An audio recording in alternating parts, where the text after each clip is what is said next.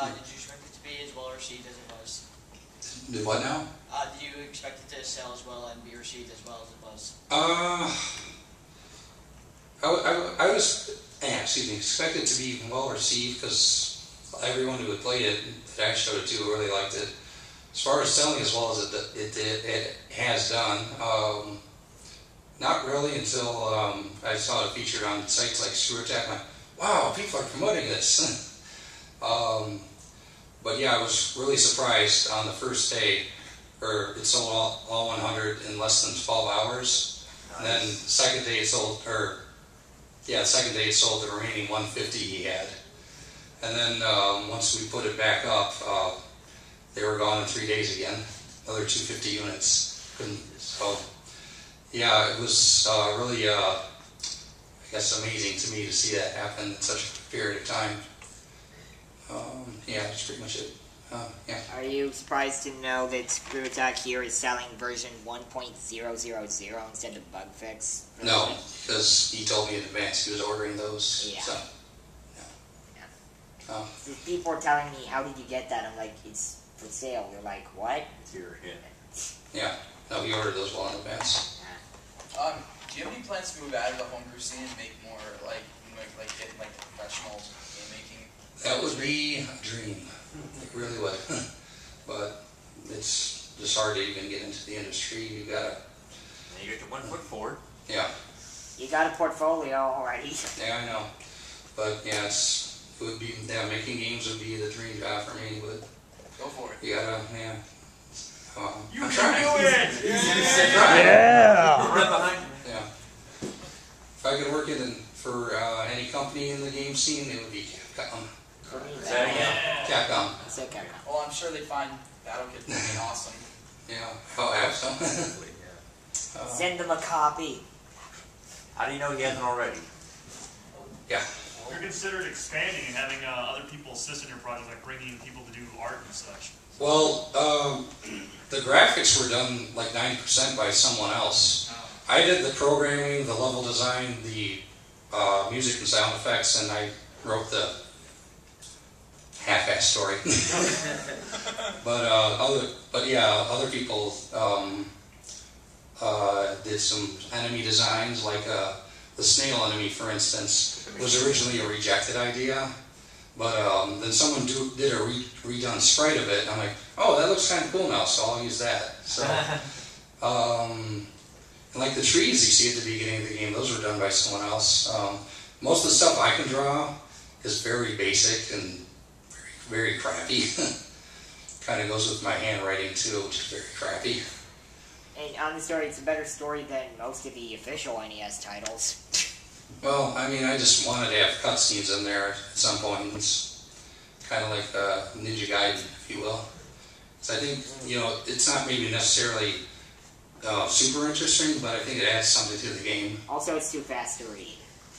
Yeah, that's one thing I probably would add in the future is press A to continue instead of being timed. So, anyone? Can we play some? What's that? Can we play some? Play it? Yeah, I guess you could play it in the background if you want. Someone wants to come up and grab a controller. Let's get the newest one here. Old builds. Oh yeah, while I do have this open, let me show you something real quick. This is one thing I added for all the old builds. Like I added the slider, like a little configuration utility, if you will, how you can start the game, like all powered up if you want to. So I'll just do some stuff here. And this is kind of not specific, but then again, this wasn't intended for people to see anyway. Just start. Like this is towards the end of the game, actually. Yeah, you got all your stuff here. So close out this.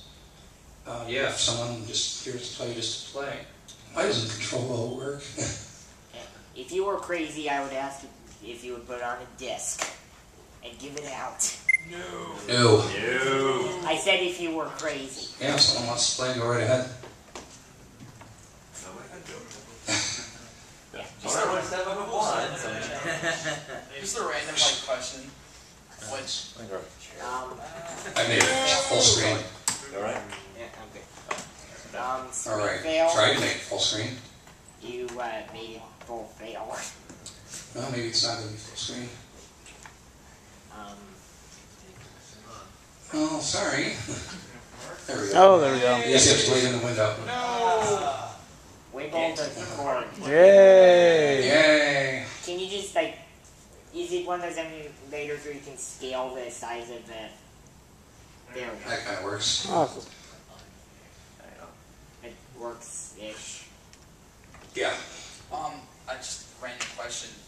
For the character itself, does he have a gun or is he shooting like a laser beam at his finger? He shoots them out his finger. Nice. Yeah, you would. It says that in the story. Like, I have these gloves which can shoot energy shots out of them. It shows it on the manual. Only because I didn't want to draw a physical gun. It has it on the Yeah, manual. some people ask me about the graphics. I did draw all the animations of the characters right there, which is probably why he looks cracked compared to everything else. But I think that's like kind of a theme, if you will, how like he's inferior in every way to the rest of the game. Like all the enemies look better and they're better than he is. And for the record, I have not played this. Oh, there you go. This will be entertaining. Yay! No. Anyone want to? So yeah, I didn't buy it when it first came out. Am I SOL? No, it should be available any day now. It should have been technically available 3 weeks ago, but I sent him the files he needed, and then he sent me an email saying, "Oh, it looks like my spam filter must have deleted these." And I was in Japan, Oh man. and so I had to wait 3 weeks until returning back No hints. Okay. to send them Well, you may again. want to go down there because there's a teleport station thingy. No hints. Must I repeat myself? But yeah, I sent him files. He said 10 business days, and it's been 10 business days by now. Okay. So it should be up there. At least I really hope it is. Actually, How many lives? how many lives? It's a lot. We'll be here all night, if that's the case. Total development cycle from when you actually started working on it to when you considered it done and we're actually setting it out Yeah. today. It's like October 08 to about September of 09. No. Almost an entire year. Yeah. Were you- Though there were months of slack too. So Did you just basically teach yourself all the homebrew stuff from online You resources? can just yeah, there were guides which help you get started, but you have to it is your own program, so you have to learn some things. I learned things like game concepts, like making them interact with the background correctly and all that good stuff. Yeah. When you made it, did you just like straight out type the code, or did you use like a program or something like Oh that? yeah, it's all in. I could show you the code, some code snippets if you want. So I just, when you need a break. just seems really overwhelming to do. Just like sit there and Yes. type out the Yeah. whole Part- code. If you want to see the source code, I'll show you. Or No. you mind pausing? Or there you go. And this is this is the bane of my existence. Is this screen? Minimize this for a moment. Here, I should put that in here. Custom programs. I want to be the guy. This is some of the here. These are just some of the source files. CHR contains all the separate graphic files, cutscenes, enemies. Don't worry about this. Level data, music. Music only is a custom ROM I had made up, so someone could rip the NSF out of it for me. Well, and then tile set data. But yeah, if you want to see an example of what the code looks like, what's a good file here? How about game controls? Like this is what assembler code looks like. It's basically 3 character commands, then usually followed by something, whether it be a value or a memory. This particular case, it's LDA, loaded to accumulator, the number is 0. Store A in direction to move, because you're not moving in a direction initially. Store A whether or not you move this frame, or whether or not you move vertically. JSR is like a function call, if you will, jump to subroutine, and then you just check stuff. This here is a macro, where it's like commands rolled into a command, if you will. But yeah, that's pretty much what code looks like in 6502 assembler. And yeah, if you want a real fun treats, let me scroll to the bottom here. Oh, there's, sorry.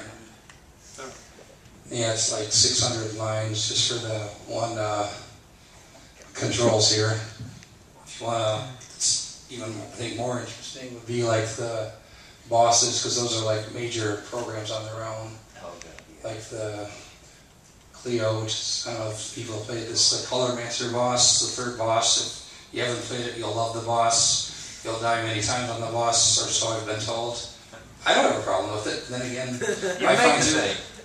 It's gonna be like 3 hours. Yeah, like 1,200 lines of code just for a boss. Yeah. Yeah, you probably Like all don't these. have, you probably don't have trouble with it because you know all the things wrong with it. Yes, I know. I had to find it. But yeah, The quote CAD, you're going to die. yeah. A lot. So, yeah, I don't know if there's anything else worth really showing in here. 1,200 lines of pain. Yeah.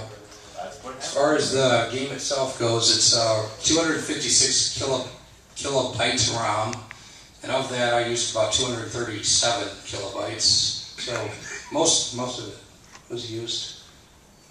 Most of the games prior to that used what's called NROM. That's the most basic NES game you can have, which is 32 kilobytes of program and 8 kilobytes of graphics, which are all fixed. Like Super Mario Brothers uses that, which is pretty impressive when you think about the game. This particular game doesn't use extra space for graphics because the graphics are written into onboard memory. So, okay, I'm paused for, oops, sorry. But yeah, anyone else? Yeah. What's your favorite boss you've made in the game? Probably the Colormancer boss, followed by the Time Mage boss, the 7th boss. What was your inspiration for some of them? Um, I got a picture of, I saw a picture of a few of them, and they just look familiar. I guess we can, some of them are ideas prior to even starting the game. Like, I knew I wanted to have big bosses, like the second boss is the Owlbot boss, which was inspired by Mecha Birdo, though I wanted to make like literally a mechanical bird out of it. And he was cool with that too. I wanted to be the guy. Cleo, just I like the idea of some colorful girl, if you will. I knew I wanted to have some kind of boss that stopped time, though not necessarily what he would look like. What else? What else did I have? That's one The other bosses were pretty much just ideas that came along throughout the game. Like, I like the idea of a plant boss, and I don't think I've ever seen a game that had a plant boss as the very first boss, unless anyone can prove me wrong. So I thought that would be different. The only boss that was not an idea of mine is the 4th boss, called Nagakonda, the giant sea serpents. That was entirely done by the graphics guy, and he's like, how's this? Like, I'm like, yeah, that's pretty cool. Oh, and the 6th boss, the Amethyst Angel, was in parts a little play on the Yellow Devil, although it doesn't attack in any way like the Yellow Devil. I just like sort of like an inverse, the opposite of the devil would be like an angel. I didn't want to use God because that sounds too almighty. Plus that double A action, Amethyst Angel. Oh! Actually, the only boss was literally at the very end was the final boss. And how am I going to end this game?